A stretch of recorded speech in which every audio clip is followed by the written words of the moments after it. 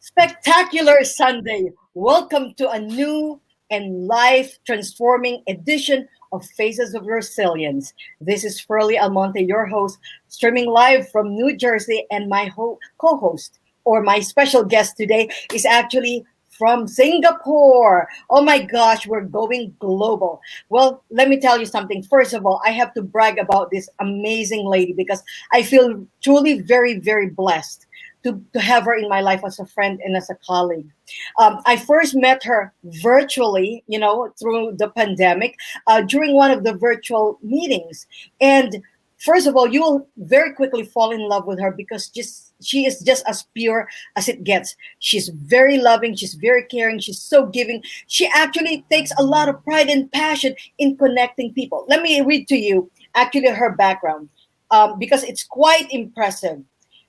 Terilee Harrison is a virtual networking expert and trainer, an entrepreneur, a global speaker, and has written numerous books.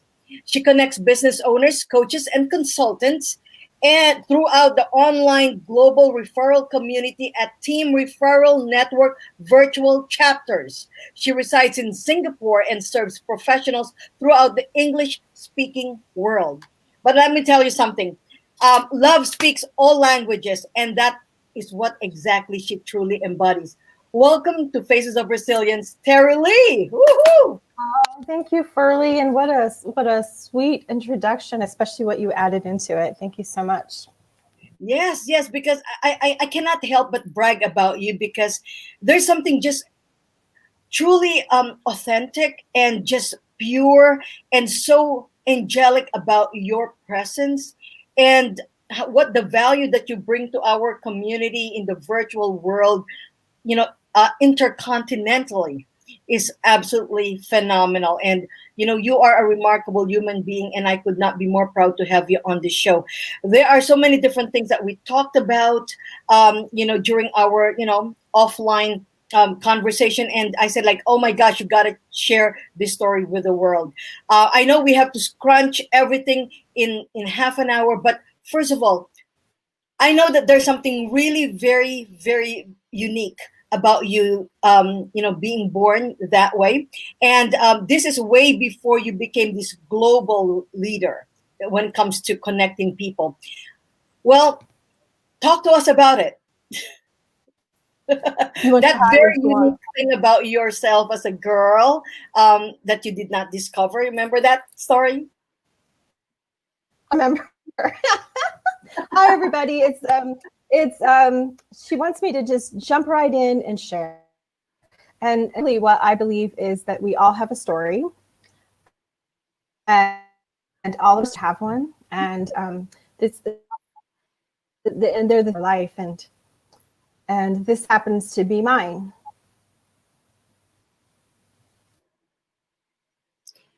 Yes, we all have. You're frozen. I'm not sure if you stopped talking or if you're frozen, but we all have a story, and every single part of our story, even from childhood, led us to our relationship, our marriage, our relationship with colleagues, and many others.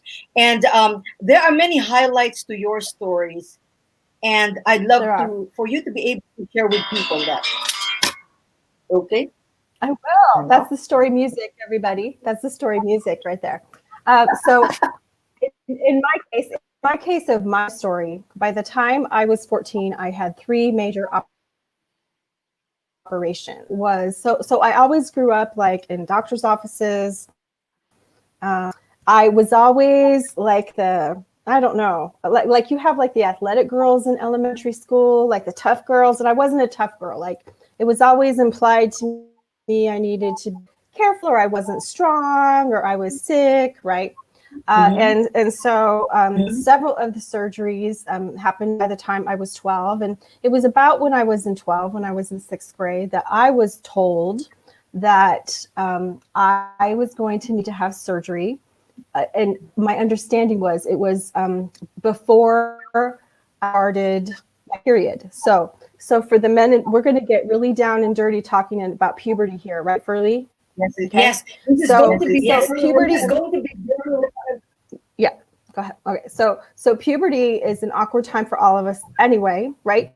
I Yes. learned about the parts of the Yes. body like on a film strip. That's how old I am. It was on a film strip. I don't know. Furley might not have done a film strip. I don't know.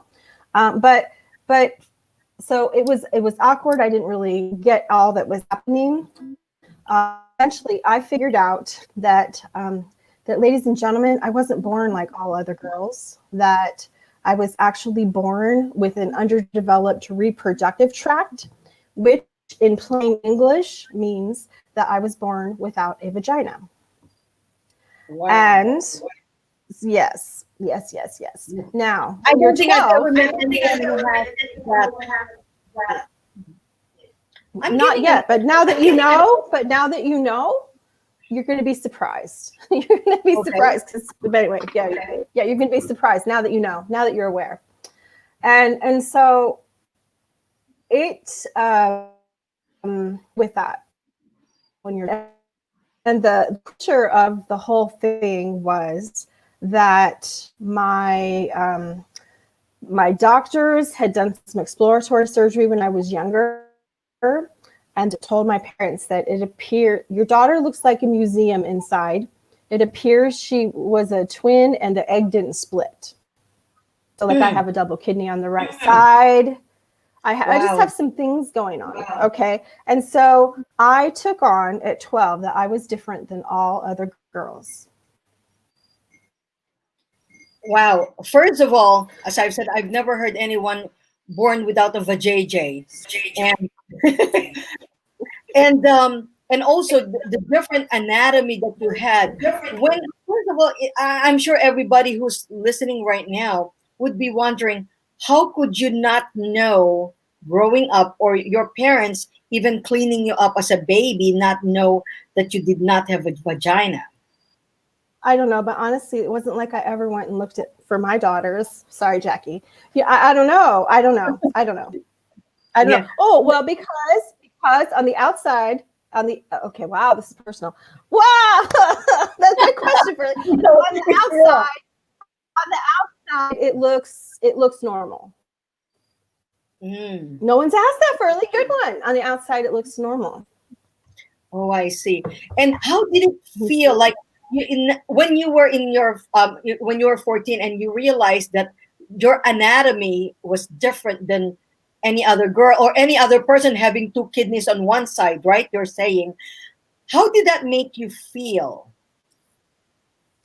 That's the interesting part was like it's not like I had shock and a stress and all that. You're coming in and out like you're getting choppy. But I I'm losing part of apologize what about you're I'm losing. You're getting choppy. I don't think that anyone heard what you said. When you said what I it said. gets interesting Okay, after can you hear me 14 years now? old. Can you hear me now? Yes. Okay. Um, it wasn't like I had. Oh, now it's gonna do it again. Like I had big stress or a big trauma, like, oh, it's an accident and boom, you have all this shock. But I stuffed it inside. I just stuffed it inside. And stuffing things inside never does any of us well. You were so mature at 14. Like, it seemed like you handled it with so much grace. Like, where did that come from? I know that it was grace. I just didn't know what to do with it. And okay, let me say this. You asked about how my parents didn't know. My parents did an awesome job. Can you imagine dealing with this as a parent and trying to support your daughter in all the things, right? And I don't remember that there was ever a day that they set me down and said, we're not going to tell anyone. But yet I just felt it was implied that we weren't going to tell anyone. Like they did not want the boys and girls in my class making fun of me. Like Furley, I can tell you now, and I can talk to the people out in the world about it now. But no, I don't think I would have wanted that to be under my name in the yearbook, right? Yes, yes, of course. Yes, I love the way you just put it. You're like the one with, like seriously. But anyway, that is just one part of your story that actually makes you like very unique in so many different ways. As a child, we all go through certain challenges, and you were obviously able to overcome it because you have is it two or three beautiful children? Well, I was able to birth a daughter and a son. See, so everything was basically fixed. It just like there was a fluke, and it was, like it was surgically corrected, and so she was able to live a normal mother life. And so that is Yes. absolutely beautiful. But besides you birthing to your sons, other ideas, actually you gave birth to many exciting journeys in your life. So what other journeys that you go through that actually became life transforming for you in life and in business? Hmm. I think the I would love to share with people that are especially under the topic of resilience stories. That was mine. That was mine. All affect us and how we show up in our life. And what I took on at a young age was that I wasn't good enough, it wasn't okay to be me, and that I wasn't lovable. And so for me, growing up as a teen, I wanted to be perfect about everything I did.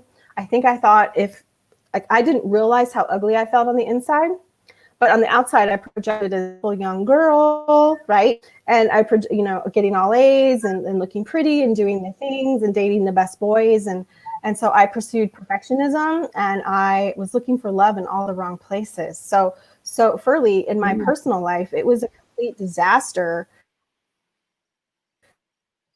for years, like about 20, like about 20 years of picking the wrong men, of not making good choices, of ending up, so I have two children, but they're from two different fathers.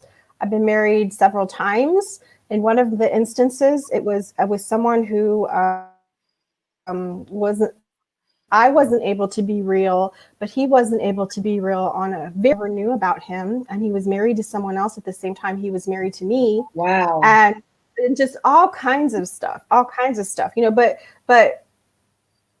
the thing is, and I was very much in victim mode. And I don't know if any of your listeners were have been in victim mode, but it was like, how can this keep happening to me? But I was choosing in for all of it. I was choosing in for all of it. So I was choosing in for all of it, and I'll tell you what was the game changer, and why I say now that you know about my condition, you will realize that I'm not the only one. That there came a day when I was talking to a business coach, because eventually I worked in the corporate world for many years. Eventually I moved into business and got talking with a coach, and he said something. He asked me a question, and it caused me. He says, "Tell me about your childhood." I looked at him and I thought, he thinks I was abused or something. And I said, I had a childhood. I said, but I was sick a lot. And he got me thinking. So this is about, I don't know, 13, 14 years ago now. And I went online and searched, and the thing is I'm not alone.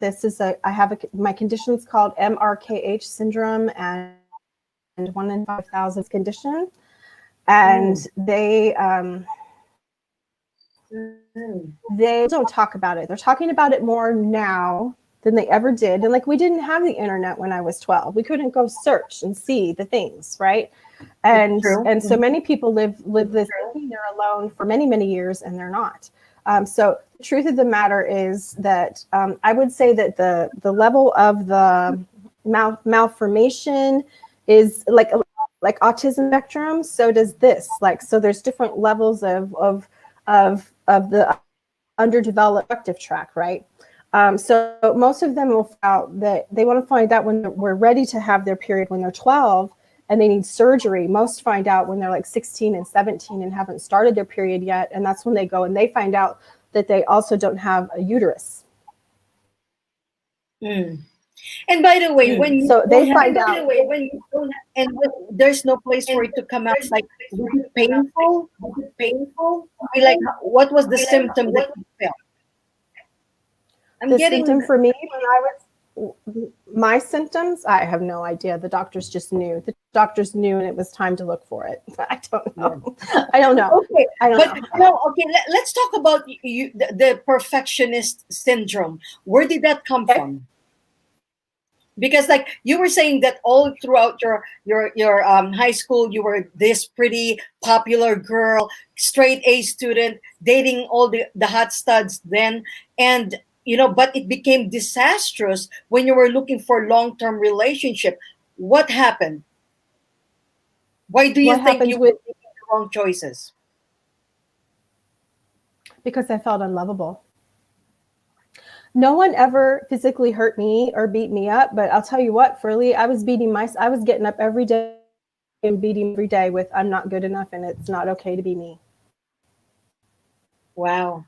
Every day, right?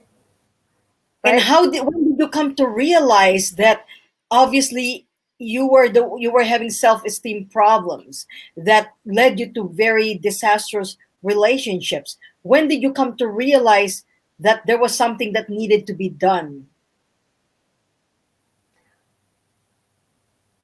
I didn't. I didn't realize that I didn't know it was me. I thought it was all happening to me. And I don't know if people can relate to that. I don't know if people could relate to that.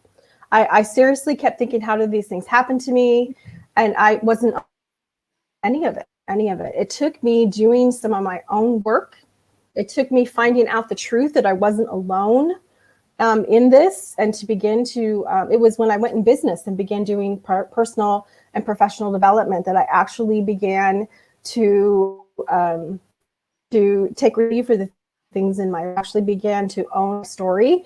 And in fact, I felt called to tell my story. And I wrote my story back in 2013. And it was, I have to tell you, I told a book coach, I was talking to a book coach, this is my story. And she says to me, oh, this is a story about shame.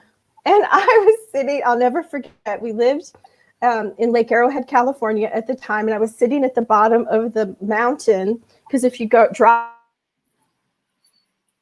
up Come the closer, mountain, I'm you, losing you.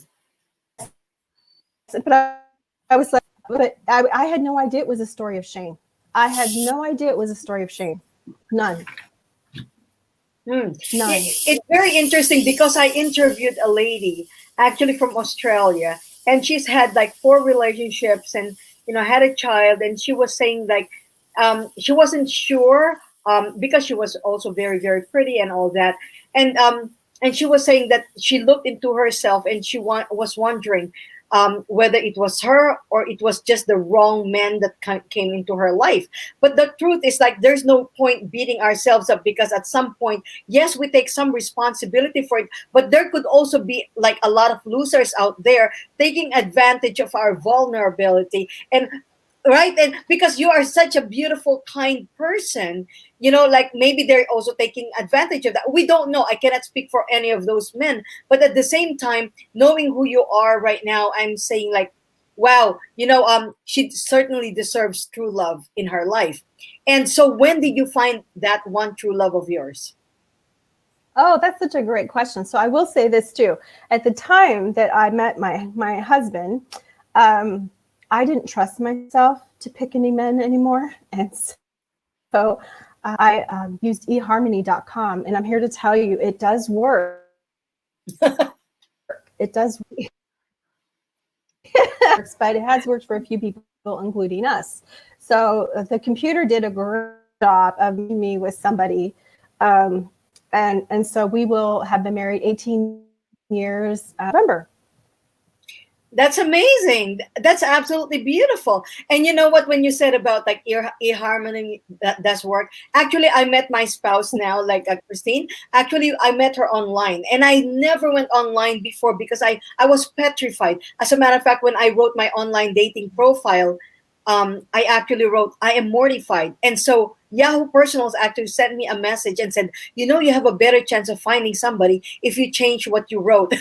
And so the whole point is that Wow. because I was scared, but at the same time, I think, well, yes, it is kind of like artificial matchmaking, but because you are now Yeah. more clear of what you want in a person that you want to attract, it becomes, like it almost like meets the category, and so it is matched beautifully with you. Well, I am very, very happy that you found your one true love.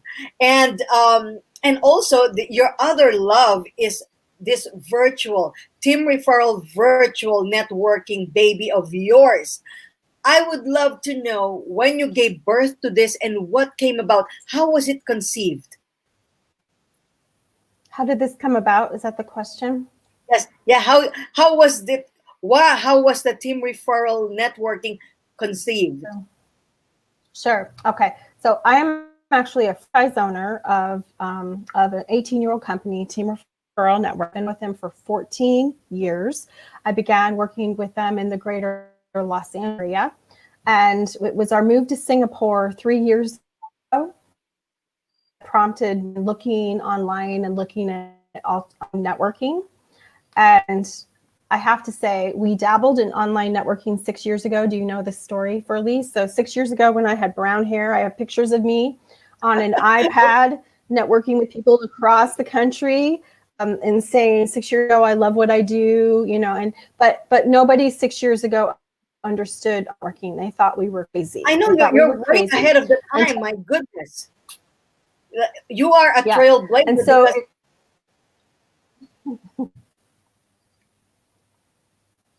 because we keep chopping, and so I don't want, like I don't want to be rude, and I felt like I was cutting you off, but I was losing part of what you're saying because I'm somehow losing you. It's getting choppy. Whenever you pull back a little bit, I lose some of what you're saying, so I guess you have to come a little closer. But yes, all right, okay, okay, anyway. So look, how many years ago when virtual networking was not even in vogue, right? oh You yeah, started it oh yeah. all.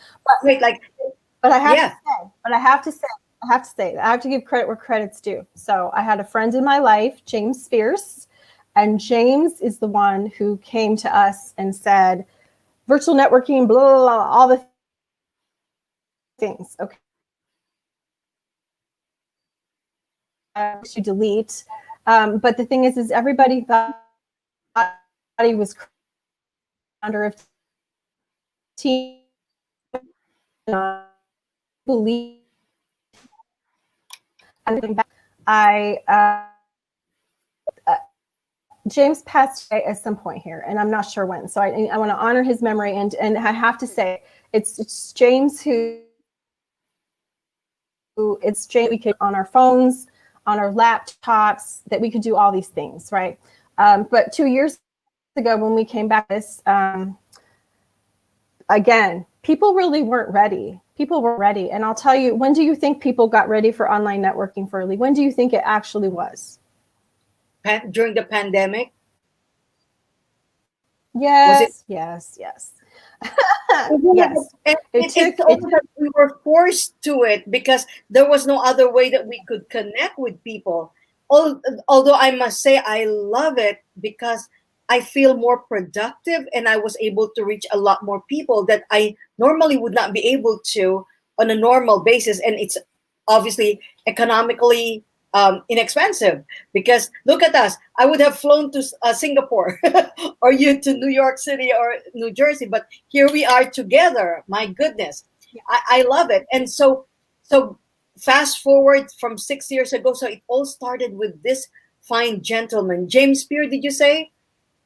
fierce, like we would Yes. like his name, Oh, Furley Fierce, like right? Yeah. yes, yes. And so, but you have taken it to a whole new level because how many chapters do you have? It's team referral. It's TEAM. Actually, team stands for something. Together, what's that? Everyone Everyone achieve more. achieves more. Yes. So it's team referral, but the whole concept of it is actually joining forces together with different entrepreneurs and leaders. Where do you find this? How do you become so magnetic to all of these successful, heart-centered entrepreneurs? Mm. The thing about the network is, as people like yourself come in, the more, like attracts like. So as we began, especially the growth after the pandemic was it propelled everything. But now that we have this base of amazing individuals, what do they bring in? They bring in more amazing individuals, and the more extraordinary the people who come in and see what we have, they're like, I want to be part of it. So it's beautiful watching what has transpired, and now we have you can easily my tagline is helping you make global connections with ease. And I've had people say it's easier than ever, right? They come to our meetings and they're able to make those connections, and so it's not that you just network in your local city. It's that you can network regionally in your country, nationally, across your country, or internationally. You have the choice. Yes. And would you say that is your edge over the rest of the networking groups out there? I would say it's definitely part of our special sauce. It's definitely part of our special sauce. And So truly what with the makes you pandemic, unique? What makes with, team referral unique that stands out among the rest? I think it's You. part of, well, kind of, I put my heart and soul into this and into the people and the value that we bring, and putting the people first. We have events, and it's our member. Furley just spoke at an event for us. It's our members who are our speakers, and just that yes, the heart and soul of it, I think, is what makes it different. And the special sauce of helping you make these connections, because a lot of people pre-pandemic, they weren't thinking about growing their business nationally or internationally. But and the thing is Furley, it was possible the whole time for all of us. It's just that we didn't take advantage of it, but now we can easily. It's almost like our learning curve to go virtual was basically forced upon us. It became imperative because that's the only way you can do business now, or actually connect in a more efficient way while keeping yourself safe and healthy, right? One of the things that I love about Team Referral Virtual Networking Group is that, first of all, it's intimate. I love the intimacy of each meeting because it allows you to get to know each member very, very well. And so you know exactly how you can support one another. And so the cross referral becomes very organic because you know, like, and trust the people because you see them regularly. And also, you provide so many different trainings. As a matter of fact, after this broadcast, you have a networking event and some kind of like educational event. Every single week, you always put something out there to enrich our lives, not only as people, but also as business owners. That's one thing. Global summits, and also your mixers. You even Mm-hmm. have cocktails, mixers, like, so we can Yeah. have a lot of fun, right? Look, yeah, This is my we coffee, guys. It's Monday morning. so what I'm saying is, like, what's coming up, like, that we should be looking for. I know that there's what's coming up at 8 o'clock, well, our time, and I know Oh, that there's something else happening as well as at 9 o'clock. Talk to us. Maybe is somebody who's listening to us right now would like to jump in and continue this engagement. oh, that'd be awesome. That'd be awesome. So at 8 o'clock today, I'm doing one of my live streams that I do with our members. We're going to get to meet Michelle Perchuk. She is out of the East Coast, just like you, Furley, and she is a career coach. So for those who are interested in getting access to how a career coach might help them in this time to find new work or transition, I'll be speaking with Michelle. That's just something that we do with our members, is feature our members. And then at 9 o'clock is my weekly online network, or an online, wait, weekly online workshop. It's Grow Your Network, and it's all things about growing your network. And this month we're talking about the power of story, about using your, guess what, your personal story in your business, telling business stories, and the power of being authentic and transparent, and how that can attract people to us and allow them to get to know us, like us, trust us, and want to do business with us. I'd love for you to share what three juicy tips would you share with business owners who are listening in right now to make networking a lot more effective virtually. So number one, it's important that you find a community and engage in a community. Relationships are where it's at.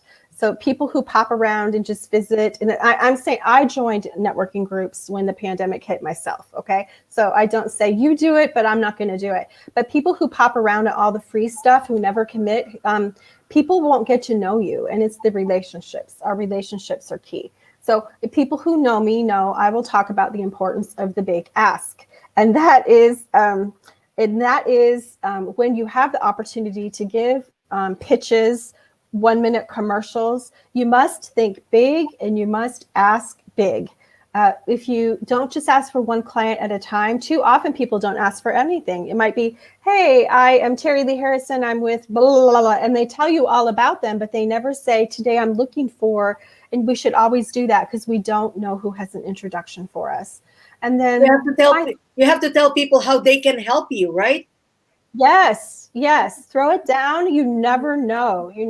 Just put it out there and see who can help you. And then if I have a last one, it's on follow-up. And follow-up is key. And follow-up is something that sometimes people strip for whatever reason. Virtual networking, in business, in my face-to-face networking all over Los Angeles for years, tell me it's not true, Furley. You're driving back home, you've collected all the cards, you have like a mess as you come back home. Right, like Ziplocs. Yeah, you have your mess, you have your handouts, your business cards, all the things you collected. Well, if you have like one notebook that's your networking notebook, everything's here. You can't lose it. And so when I finish a meeting, I will highlight what I want to follow up on and then check it off when it's done. And a tip that someone gave me, Dan McPherson out of Michigan, he lets people know he follows up in batches.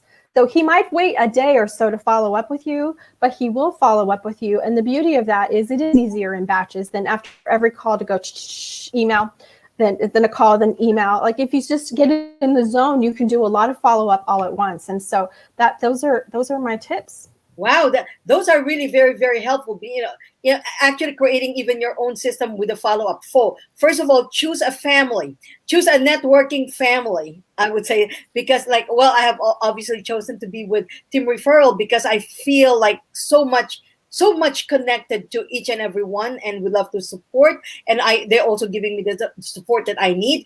And then also the big ask you said, you have to ask, because if they don't know what you're looking for, they don't know how to help you. And then the follow-up, they always say the money is in the follow-up. Let me tell you something, Terilee. First of all, your experience from how you were as a child is really just like a speck of who you are right now. It does not define you. Yes, you've kissed a lot of frogs before you found your prince, and I'm so glad you did. Well, obviously he's a keeper, 18 years. Wow, in Hollywood years, that's like forever. And also, I love the fact that you also found deep connection and meaning through Team Referral virtual networking. So if anyone would like to join the Team Referral virtual networking, how do they follow you? Okay, what happened to my life? Did you let go? Well, I want to invite people to connect with me on LinkedIn. If you type Harrison, you will find me on LinkedIn.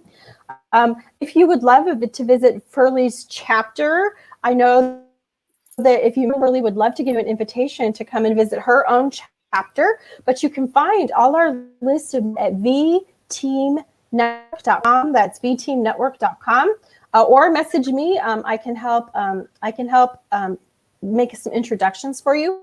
I especially like to hear from you where you're located, although that has nothing to do with it because we're online. But where is it that you want to expand? Like if you say to me, I'm a U.S. business and I want to expand into the UK, we can help you do that. right? If you say, I'm in Australia and I want to expand here, we can help you do that. Yeah, we have India, Singapore, Scotland. I've made friends in UK, in Vancouver. Oh my goodness. And Australia, right? Like actually, one of my co-speakers last summit was from Australia. Amazing, amazing. And I even today I'm very interested to join the event, because that career coach and I would make a perfect combination together with the different services that I provide for people who are looking to transition in their career and in their lives, things like that. And by the way, one thing really amazing about Terilee is that she actually would personally connect you with the person that she feels is right for you to help grow your business. She is a connector extraordinaire, and also as a human being, she's like as amazing as you could ever get. And I feel truly very blessed. Last words, Terilee.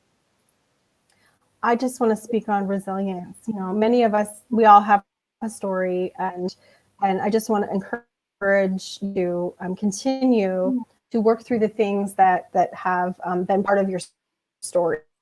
It's definitely not a process. And some of my recent work I've done, an issue will come up and I'll be like, I worked on that. And and it's like, again, but the thing is, we can't change our story. Let's just make our story part of us, and let's do our best to continue growing and moving forward. Things will always still hit us, and it's in that resilience and in that superpower that we have that we keep moving forward. And I think part of it, Furley, also is lifting each other up. Let's encourage each other and support each other and lift each other up. Exactly. It is in lifting one another that we all win. As a matter of fact, my one woman show that's coming up is actually called Make Your Mess Your Message. So all of us Amen, have, sister. right? And so, your story does not define you. You can, what is done cannot be undone. And so it's time for you to write a whole new chapter and change the ending to your story. I love that. Thank you so very much for joining me today on Faces of Resilience. Make sure you join vteamnetwork.com, because this is one place where you would feel safe, where you will feel empowered, and you will feel connected in the most spectacular way. Okay, Terilee, thank you so much. And until then, Thank I'll see you. you later. This is Furley Almonte from Faces of Resilience.